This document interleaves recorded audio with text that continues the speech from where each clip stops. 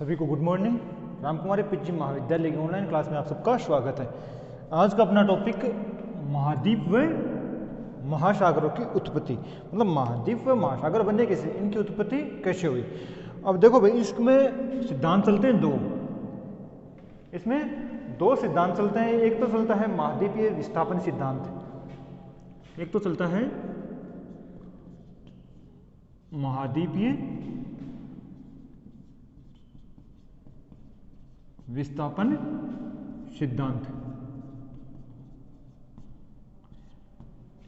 ये तो दिया था वेगनर ने 1912 में दिया था। ये सिद्धांत तो दिया वेगनर ने 1912 में। एक चलता है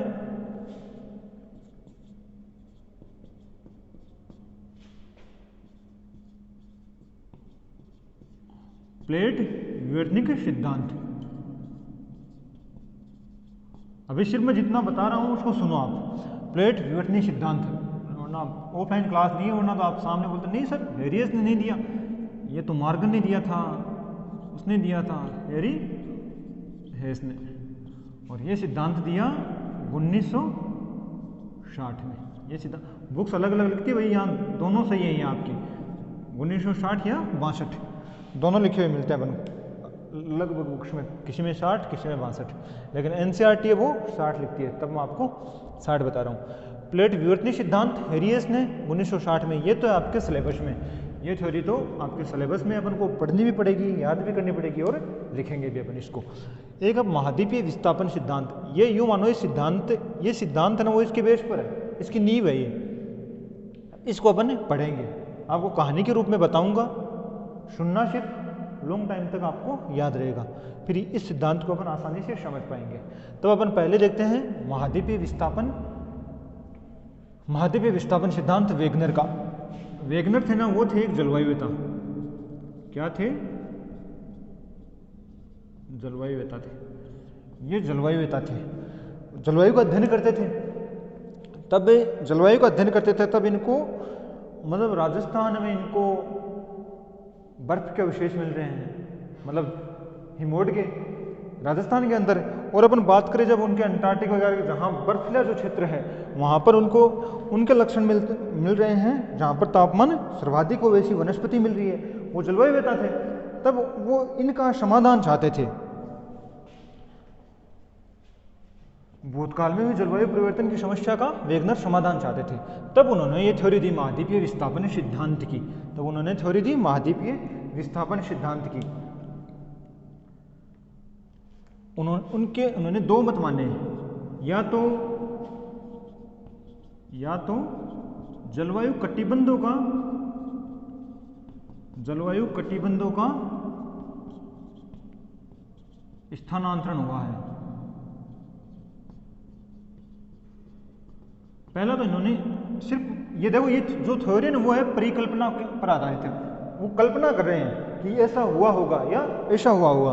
तब उन्होंने पहली जो परिकल्पना सोची वो जलवायु कटिबंधों का स्थानांतरण। अब ये जलवायु कटिबंध है, आपको बता दूं ग्लोब पर 3 कटिबंध है, उष्ण कटिबंध, शीतोष्ण कटिबंध, शीत कटिबंध। नहीं तो आपको ध्यान आ गया होगा, पहले आपने पढ़े भी हैं कटिबंध कि मतलब उन्होंने ये माना जो ऊपर का जो शीत कटिबंध है, यहाँ पहले क्या पता उष्ण कटिबंध रहा हो, तब वहाँ अपन को ये लक्षण देखने को मिल रहे हैं। नहीं, और या फिर यहाँ जो भूमध्य रेखा है, यहाँ पर पहले शीत कटिबंध रहा होगा। तो उन्होंने पहले तो ये माना कि जलवायु कटिबंधों का स्थानांतरण हुआ होगा। सेकंड इन्होंने माना जलवायु कटिबंध हैं वो तो क्या रहे, स्थिर रहे हैं। जलवायु कटिबंध तो स्थिर रहे हैं, लेकिन जो स्थल भाग है उसका स्थानांतरण हुआ है, मतलब महाद्वीपों का स्थानांतरण हुआ है। तो उन्होंने जो सेकंड परिकल्पना दी थी उसको लेकर अपना सिद्धांत दिया, उन्होंने इसको लेकर अपना सिद्धांत दिया। उन्होंने बताया कार्बोनिफेरस युग में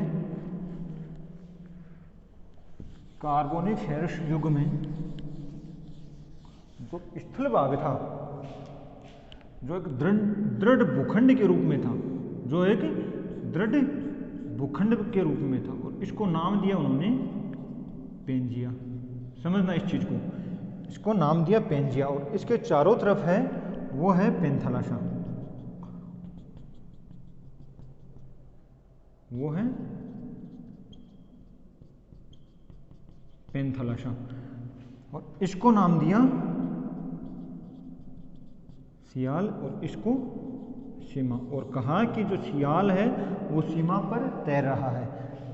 प्रथम तो इन्होंने यह बताया जो दृढ़ जो भूखंड है महाद्वीपों वाला, देखो अपने पृथ्वी पर क्या है, महाद्वीप और महासागर नहीं, तो इसको तो माना महाद्वीप और इसके चारों तरफ क्या माना महासागर, इसको नाम दिया पेंजिया और जो महासागर है इसको नाम दिया पेंथालाशा। ठीक है, मतलब पेंजिया है वो पेंथालाशा पर तैर रहा है या सियाल है वो सीमा पर तैर रहा है, यहाँ तक ठीक है। उसके बाद उन्होंने क्या बताया, जो प्रथम भूसंनति बनी, प्रथम भूसंनति बनी वो कुछ यूं बनी, बिल्कुल इसके मध्य में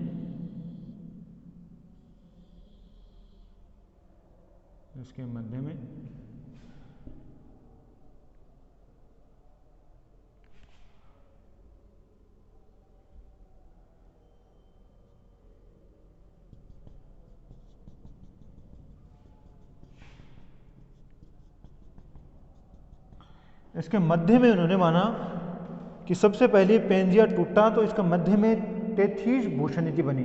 कौन सी बनी, तेथीज भूसंनति बनी, लिख दूं आपको मैं यहाँ, तेथीज भूसंनति बनी। और इसका जो उत्तरी भाग है, इसका जो उत्तरी भाग है वो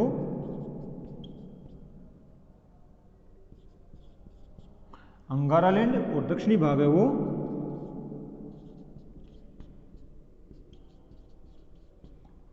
गोंडवानालैंड है। उत्तरी भाग को अंगारालैंड माना, दक्षिणी भाग को गोंडवानालैंड माना। अब जो उत्तरी भाग है ना अंगारालैंड वाला, उसको आप याद रखना, यह सिद्धांत पहले टेलर ने दिया था और उन्होंने दिया था 1910 में। जो सबसे पहले महाद्वीप महासागरों की उत्पत्ति के बारे में, महाद्वीप विस्थापन सिद्धांत के बारे में इन्होंने थोड़ा सा बताया था टेलर ने 1910 के बारे में, पूछते एग्जाम वगैरह में, तो 1910 में इन्होंने दिया। तो जो उत्तरी भाग अंगारालैंड, ये शब्द किसने दिया, ये शब्द दिया वेगनर ने, और इसकी जब जगह है अंगारालैंड है ना, उसकी जगह लोरेशिया शब्द दिया था टेलर ने।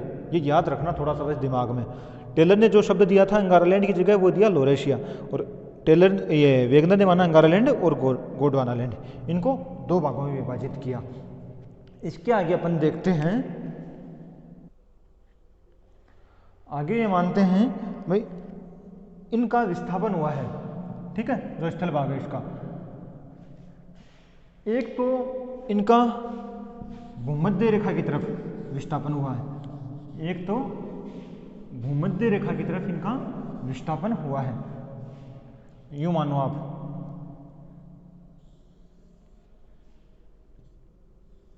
एक तो इनका जो विस्थापन हुआ है वो भूमध्य रेखा की तरफ हुआ है और एक हुआ है पश्चिम की तरफ, पश्चिम की तरफ।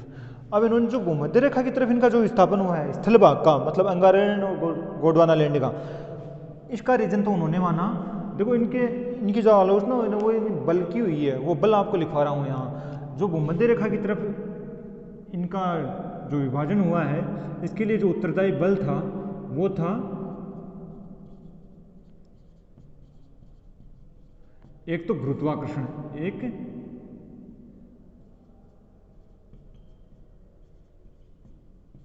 उत्प्लावन बल। इसके कारण तो विस्थापन हुआ वो भूमध्य रेखा की तरफ, और जो पश्चिम की तरफ हुआ वो बताया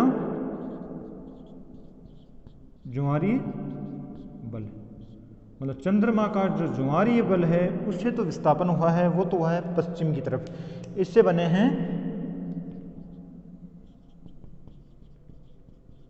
उत्तरी अमेरिका और दक्षिणी अमेरिका, और जो भूमध्य रेखा की तरफ विस्थापन हुआ है उससे बने हैं अपना जो यूरोप है, ऑस्ट्रेलिया है, मेडागास्कर है, अंटार्कटिका है, इनका निर्माण भूमध्य रेखा की तरफ खिसकाव के कारण हुआ है। अब इन्होंने इसके आगे बताया, मतलब जो भूमि इधर किसकी, पश्चिम की तरफ किसी, उत्तरी अमेरिका और दक्षिणी अमेरिका, इनके मध्य में या इनके जस्ट ये उत्तरी अमेरिका और दक्षिणी अमेरिका हैं, इसके यहाँ कौन सा महासागर है, एश आकार में अंध महासागर, इसके कारण तो अंध महासागर का निर्माण हुआ है। और ऑस्ट्रेलिया और अंटार्कटिका के अलग होने के कारण हिंद महासागर का निर्माण हुआ। और जो शेष बचा दोनों साइड, वो प्रशांत महासागर है ना अपना, और प्रशांत महासागर को ये अवशेष मानते हैं पेंथालाशा का, जो चारों तरफ जो पानी है ना, पेंथालाशा का जो अवशेष आज भी मानते हैं, वो मानते हैं प्रशांत महासागर को। इतना तो अपना इन्होंने सिद्धांत दिया। अब इसको साबित करने के लिए इन्होंने कुछ प्रमाण दिए, उनमें उन्होंने सबसे पहले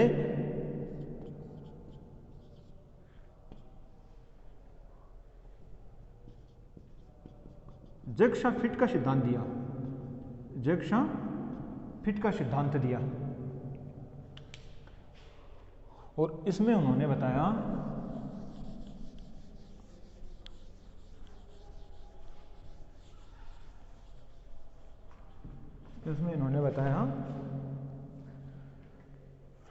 जो पश्चिमी अफ्रीका का उभार है वो तो कैरेबियन सागर में, अगर पश्चिमी अफ्रीका का जो उभार है वो कैरेबियन सागर में बिल्कुल फिट अपन कर सकते हैं। अगर उनको आज भी अगर इनको अपन जोड़ें तो वो वापस जुड़ सकते हैं। सेकंड उन्होंने बताया दक्षिणी अमेरिका का जो पूर्वी भाग है वो गिन्नी की खाड़ी में, दक्षिण अमेरिका का जो पूर्वी भाग है उसको अपन गिन्नी की खाड़ी में जोड़ सकते हैं वापस। ऐसे उन्होंने कुछ प्रमाण दिए। सेकंड उन्होंने पर्वतों का संरेखन बताया, नवीन मोड़दार पर्वतों की उत्पत्ति बताई, मतलब वो एक ही युग में उनका निर्माण हुआ है, ऐसा उन्होंने बताया। कुछ उन्होंने भूगर्भिक प्रमाण दिए, मतलब जो संरचनात्मक प्रमाण है, अटलांटिक के तटों पर जो सेल संरचना है वो समान है। और भूज्यामितीय प्रमाण दिए उन्होंने, जो ग्रीनलैंड है वो आज भी उत्तरी अमेरिका की तरफ खिसक रहा है। ऐसे ऐसे इन्होंने प्रमाण दिए। एक उन्होंने जैविक प्रमाण दिया था, लेमिंग नामक एक जंतु होता है, लेमिंग नामक एक जंतु है जो नॉर्वे में पाया जाता है, और वो पहले के टाइम पर क्या था, प्रवास करता था उत्तरी अमेरिका की तरफ, तब उसकी आदत थी इस साइड नॉर्वे से उत्तरी अमेरिका की तरफ ऋतु प्रवास करता था और दौड़कर इधर चला जाता था। फिर ये भूखंड थे वो खिसक गए और ये उत्तरी अमेरिका था वो पश्चिम की तरफ चला गया, और बीच में कौन सा महासागर है, अंध महासागर। तो वो जो लेमिंग नामक जो जंतु है वो आज भी प्रवास करता है और इस समुद्र में सुसाइड कर लेता है। ऐसे इन्होंने कुछ प्रमाण दिए। इनकी इस सिद्धांत की आलोचनाएं भी हुई। आलोचनाएं देखो, जो मुख्य आलोचनाएं हैं वो तो है इस बल की, जो ज्वारीय बल है, गुरुत्वाकर्षण बल है। इससे वैज्ञानिकों ने बताया कि अगर चंद्रमा का इतना गुना ये ज्वारीय बल अगर लगे तो पृथ्वी की जो घूर्णन गति है ना वो ही बदल जाएगी, वो ही बहुत स्लो हो जाएगी। और अगर इतना बल अगर कार्य करेगा तो ये इतने ही नहीं खिसकेंगे, बहुत आगे तक पहुंच जाएंगे, और पृथ्वी का घूर्णन गति है वो भी बदल जाएगी। कुछ इन्होंने सेकंड आलोचना इन्होंने की थी, जो उत्तरी अमेरिका का और दक्षिणी अमेरिका का मैंने बताया ना जगसा फिट वाला, अगर इनको अपन मिलाते हैं तो कुछ 15 डिग्री अक्षांश का अंतर देखने को मिलता है। ये और आलोचनाएं कुछ खास नहीं है, बट जो बल की आलोचनाएं हुई है उनको सत्य माना गया, और इनको मानते हुए बाद में सेकंड सिद्धांत दिया गया, वो दिया गया प्लेट विवर्तनीय सिद्धांत। और प्लेट विवर्तनीय सिद्धांत है वो परिकल्पना पर आधारित नहीं है, वो एक वैज्ञानिक सिद्धांत है। जो अपन थ्योरी पढ़ेंगे ये पढ़ेंगे अपन कल।